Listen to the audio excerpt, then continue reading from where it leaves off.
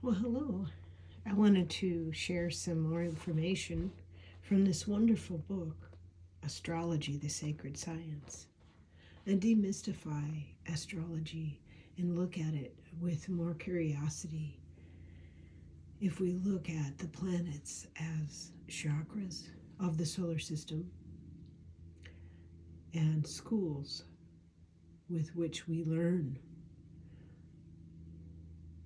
we pass through and draw upon their energies and bring that with us as we enter the earth realm for very specific reasons.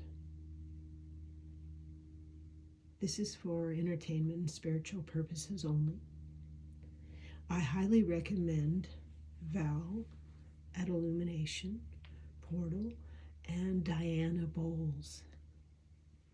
And she can be found at oilpainterpntr.com. She is a master astrologer to my mind. She can figure out even like what time you're born, which I think most people say they can do because I had my chart done a couple of times, but she is extraordinary. Cannot recommend her highly enough.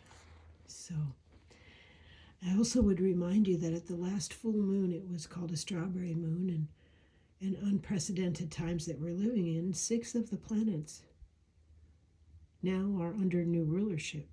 So that makes this really fun. But to give us a baseline and somewhere to start, I'm sharing information about the planets and what they bring to us and what we bring through them. So this one is about Jupiter and the 7 rays. And while I am not religious, I respect the White Eagle Publishing Trust that allowed me and gave me permission to read from this book. So in some cases I will paraphrase. Just wanted to let you know. The planet Jupiter is regarded as the great benefactor, the greater fortune. He increases the hopeful, sociable, joyous side of the nature and usually brings material prosperity. People with Jupiter rising or culminating, that is near the midheaven, in their charts often seem to have more than their fair share of good luck. There is a close link between Jupiter and Mercury, for between them they rule all the mutable signs, the signs concerned with thought and the development of wisdom and understanding. Traditionally, Jupiter rules the feet, the hips, the thighs, from which spring the locomotive power of the human body. He also rules the bloodstream and arterial system.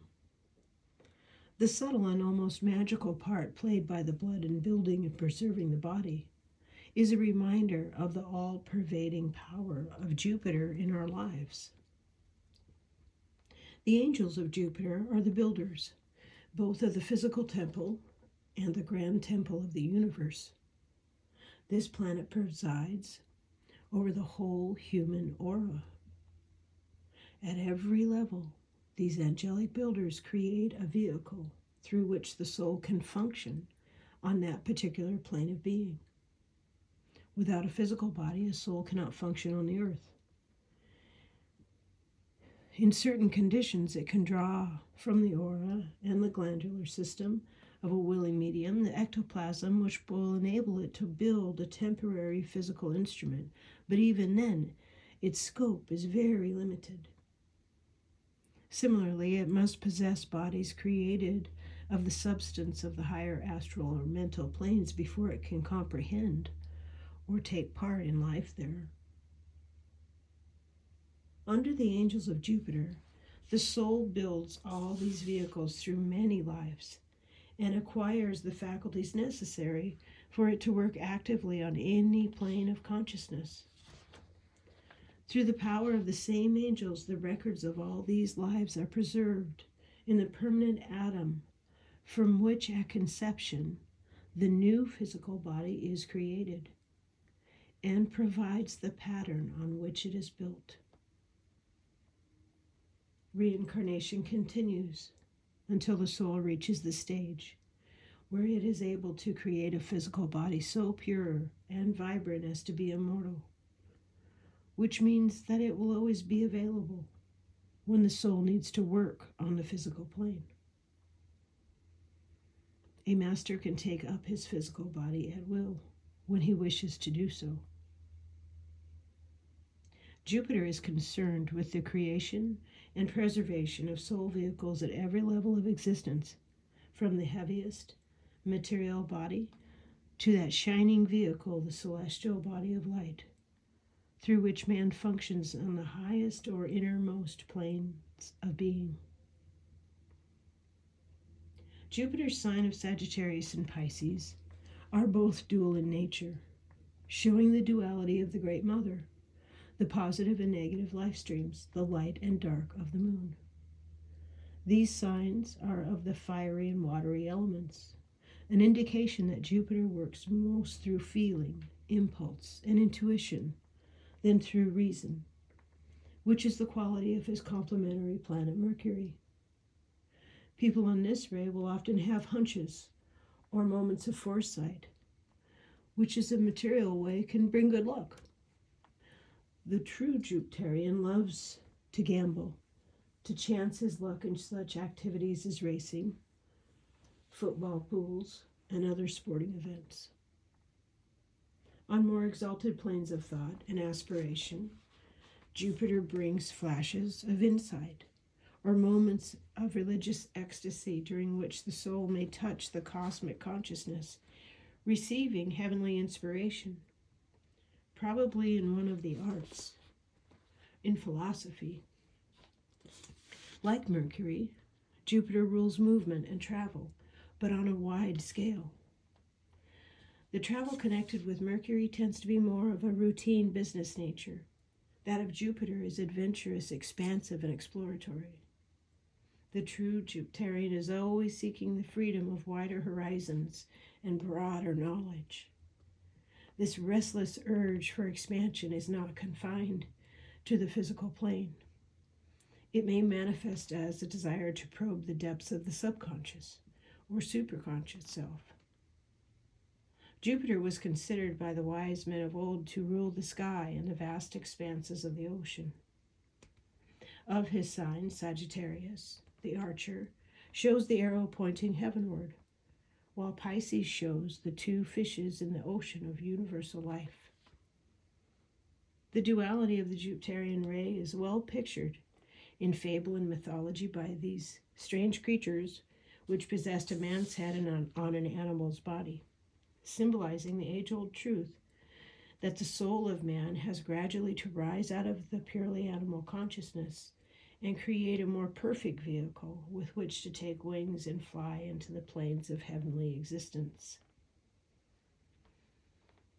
I'm going to insert something, an opinion. I understand what they mean by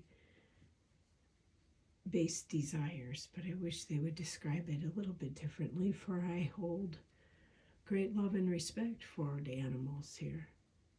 Before they are all fulfilling their purpose, we are the only ones bumbling about.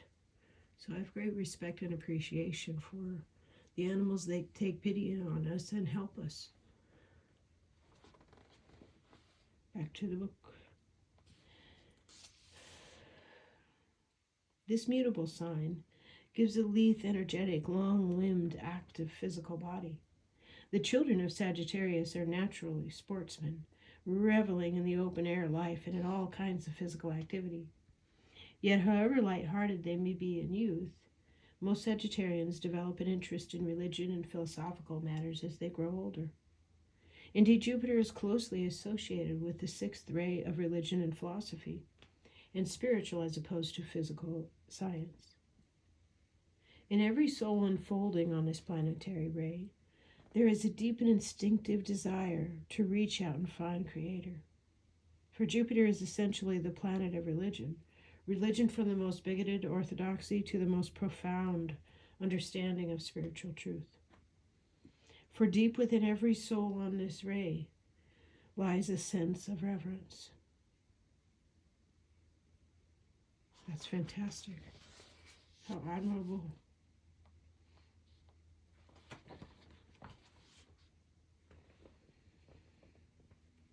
This illumination comes not through reasoning, but through a sudden realization of divine love.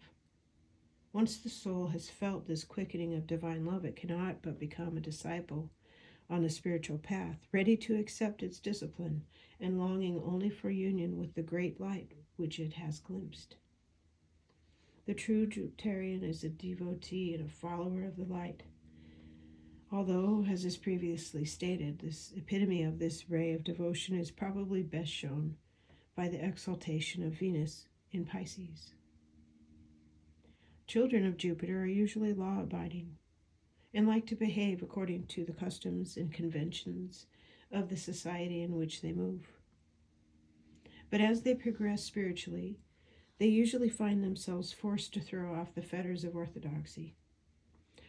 Jupiterians cannot be bound within narrow limits, for they know that there are always greater heights and depths to be discovered, and they must be free to seek truth in their own way.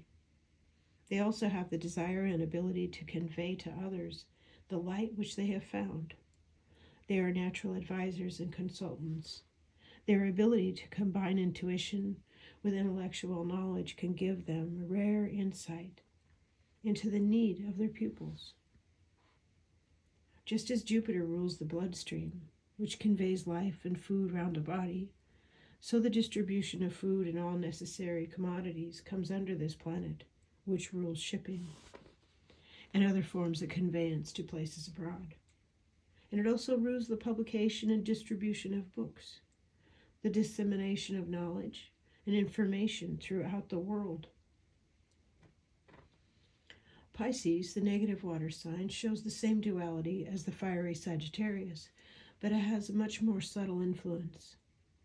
The symbol of this sign is the two fishes swimming in opposite directions, yet still bound together. It is again a clear picture of the two great forces working in man, the one pulling him down to earth and the other drawing him upwards, and yet both contained in the vast ocean of manifested life represented by Jupiter.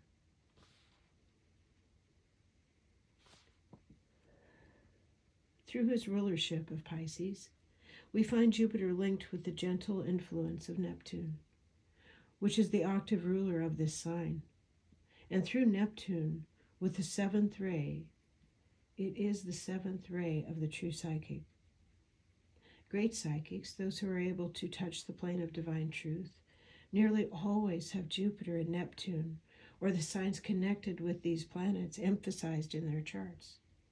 And this ray gives the soul a unique ability to escape from the confines of the physical brain, the purely mortal consciousness, and to enter and utter instead the wisdom of the higher mind.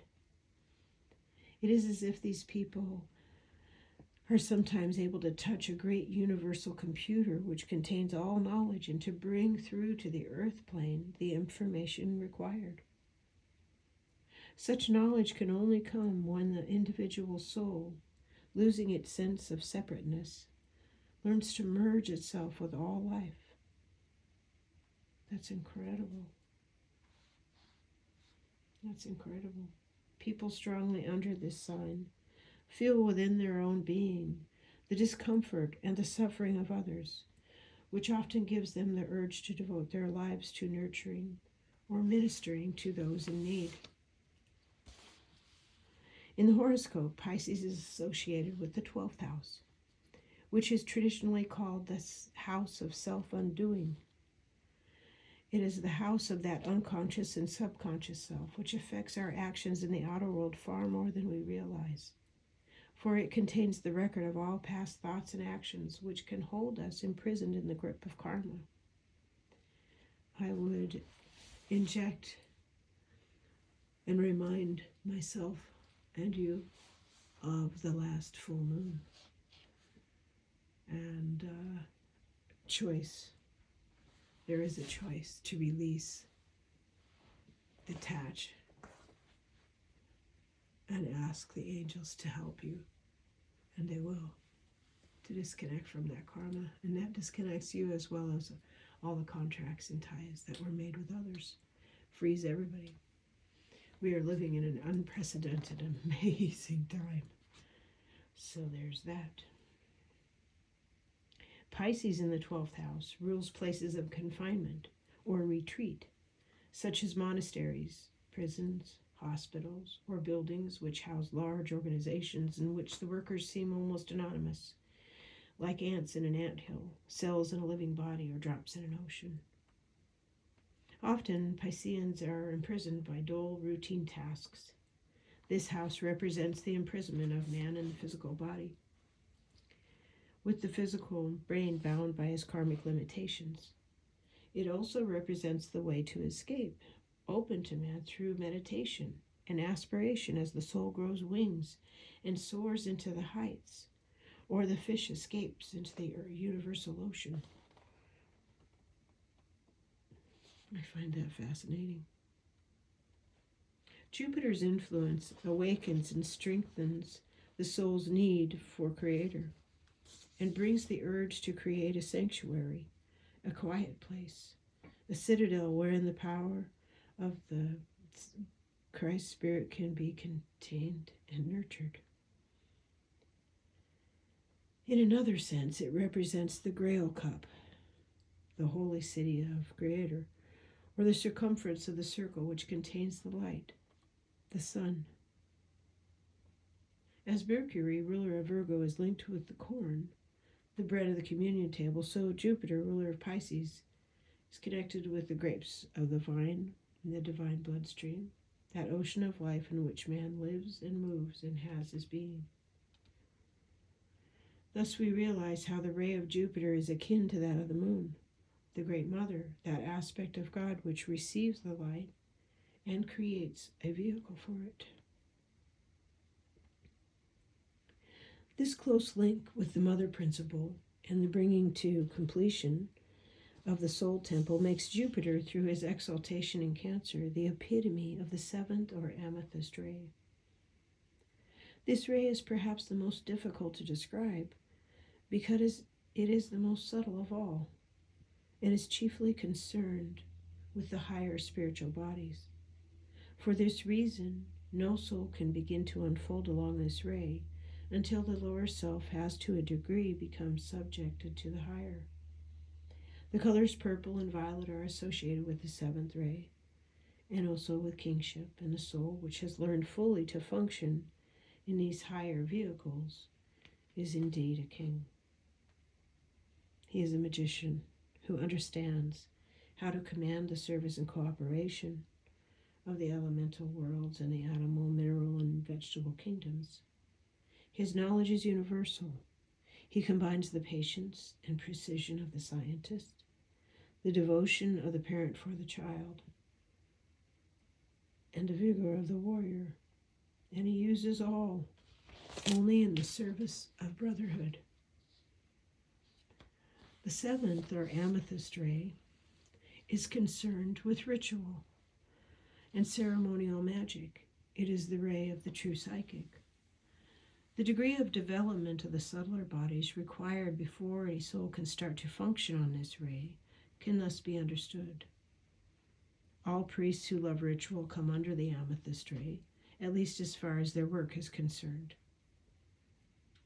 Danger arises when a person's mental knowledge and intellectual development outweighs his spiritual unfoldment, for this leads to mental and spiritual arrogance.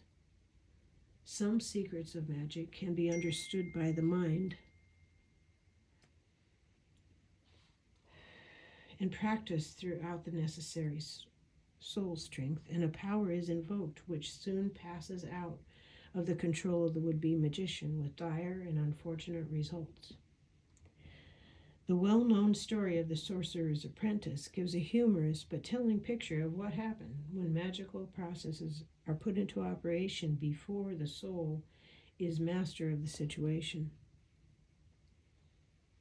The seventh ray is strongly connected with the second, and many souls will have the colors of both gold and amethyst prominent in their aura. The gold ray, coming chiefly under the influence of the sun, we liken to that of the father or the patriarch. The amethyst ray, on the other hand, being so linked with the moon, we liken to that of the queen or the mother, or the priestess in charge of the temple, or the fully developed soul. The moon's connection with magical rites and ceremonies has always been recognized. The simplest form of ritual and ceremonial magic takes place in the home. And every woman who is a natural homemaker in a small way is working on the seventh ray. For we do not always realize that an element of magic is created by the smooth routine of the home, or that a creative power is at work there when it's centered in the mother. Upon her depends to a large extent the home's atmosphere and the magical delight of the home festivals such as celebrations of birthdays and Christmas. The Romans readily recognized this fact, and every hearth was regarded as a shrine for the household, while the mother was in a small way the high priestess. There is perhaps a tendency for more women to be drawn into occult and magical groups than men. That is partly because of this special receptivity of womanhood to psychic and spiritual power. Even in this domestic world, the need for love and understanding rather than purely mental development can be seen. Unhappiness can be caused in the home by a house-proud mother who cares more about the ritual of the household tasks than for the happiness and spiritual well-being of her family. Some women, while longing in their hearts to develop spiritual gifts in order to help humanity, are yet tied by the constant claims of domestic and family life. They can take comfort from the fact that no finer training ground exists for the harmonious unfoldment of spiritual awareness than the duties of the true homemaker, faithfully and lovingly performed. And I would say that goes for our brothers as well. They make fantastic homemakers. Hello, let's hear it for them. Hurrah, hurrah, hurrah. For the home is like a temple, and when the lessons of family life are completely learned, the soul may safely study the wider magic of the universe. Souls whose fundamental ray of development is the seventh will undoubtedly have had incarnations during which they underwent some form of temple training. They will probably have arrived and served in the temples of Atlantis, of Egypt, Greece, or Rome. In later incarnations, the Roman Catholic Church may have claimed them, or they may have clashed with it. Magical centers in Britain, and indeed all over the world, unaccountably attract them, and in all probability they will be drawn to revisit places with which they have been connected in the past. Freemasonry comes strongly under the influence of the seventh ray, and most of those drawn into a lodge in this day of life will have the violet or amethyst color showing powerfully in their aura. Neptune, which we remember is the octave ruler of Pisces, is closely associated with this ray of ceremonial magic. Its prominence by position or aspect in a horoscope clearly indicates the stirring of the higher bodies that is needed before the soul can begin to function on this ray.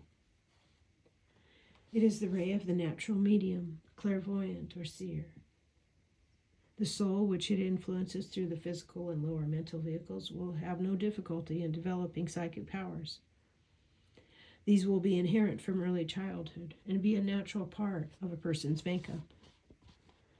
Such a natural mediumship is not common, or it didn't used to be, and when discovered it needs care and special training for the psychic gifts to unfold safely and be protected from the harshness of everyday life. Few people realize the ultrasensitivity of the born medium. At present, the few who are found are too toughly treated and can be rendered incapable of their finest work by overstrain or adverse conditions in which they are called upon to demonstrate their gifts. In ancient civilizations, these rare souls were treated with the greatest care and their gifts used only in the temples under the guidance of wise men, and hopefully women. This will again be the case when humanity awakens to the immense value of a seer who can bring a new vision of the heavens to those blinded by materialism. The cooperation of angelic and elemental forces for the performance of certain work can be commanded by ritual and ceremony, in which beauty of sound, beauty of form, beauty of rhythmic movement, beauty of color, and even beautiful perfume play their part. The true white magician understands how essential is beauty to the soul if it is to rise into the heaven world. This is one reason why so many forms of art have been devoted and dedicated to religious ends. Ritual dancing is a little used in the Western world today, but many of those strongly drawn to the path of magic have taken part in such movement in the past. Drama, too, can be used to arouse the higher self and the imaginative powers of the soul. This, too, was fully understood in the ancient temples and by the early church, in which miracle and mystery plays were regularly performed as a part of the role in stimulating the spiritual awareness of its children. Jupiter, together with Mars, is usually prominent in the charts of people drawn to drama or the stage.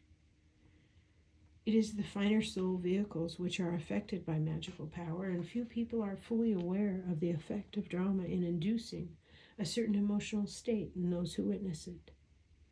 The true priest/magician is always conscious of the needs of the souls in his care, being a deep student of human psychology and sensitive, even clairvoyantly, to every reaction of those about him. I must interject, that reminds me a little bit of Gerald at Geraldstash. I mean that is a high compliment. When this ray dominates the mental body, there will always be interest in psychic phenomena or sensitivity which will enable that soul to receive inspiration of a mental type from the higher planes. Inspirational writers often have this amethyst ray dominating their mental bodies. When it influences the astral bodies, it draws the soul not only to an interest in spiritual matters, but gives it a great appreciation of beauty as realized through the five senses. This may express itself through music, dancing, painting, or drama, and all these aspects of art which call for physical expression. Wagner's idea of blending music and drama, color, perfume, and sound to produce a magical effect on the audience was typical of this ray. The celestial plane is, of course, the true plane of manifestation for the gifts of the amethyst ray. At the lower levels, the dangers of psychic and magical powers being unwisely used are real, and all who understand the path of the aspirant utter the same warnings against meddling with psychic phenomena. When this ray dominates the spiritual bodies, however, and is expressed only on the highest plane, the soul is indeed on the way to adeptship, or that state which man takes his rightful place as a master of himself and the elements.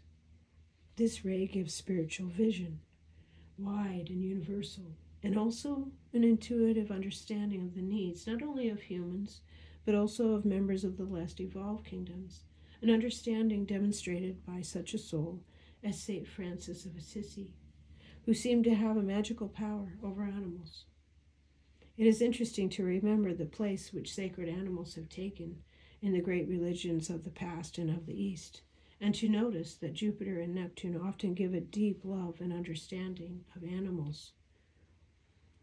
The fully evolved child of the seventh ray does indeed wear the kingly purple, not the dark, heavy shade symbolizing material power, but a robe of rich amethyst light, indicating his dominion over the kingdom of the self. He has reached the state of mastery where the lower self has become completely absorbed into the higher. In the worlds of the old alchemists, the base metal has been transmuted into fine gold. And that is the heavy dutiness of Jupiter.